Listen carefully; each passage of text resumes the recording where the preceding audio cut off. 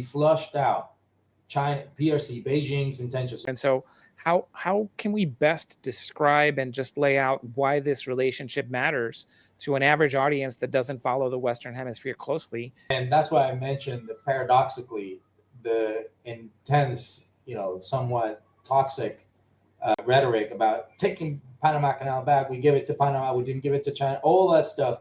It's the style of the president, right? I mean, when you pass the rhetoric and you have to work policy, because you have to continue the relationship. I think what's there.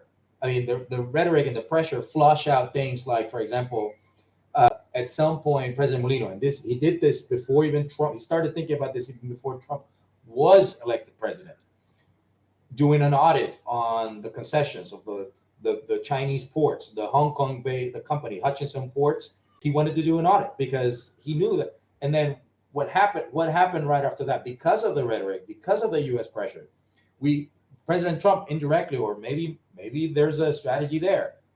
He flushed out what happened. He flushed out China, PRC, Beijing's intentions. He flushed out. What I mean is, the PRC said about Costco, we oppose this deal. We oppose BlackRock and MSC's deal because we want Costco to have decision-making power in whatever structure is going to come out of this. So now you see how China wants to influence decisions on private entities and financial, ports, maritime security, all that stuff.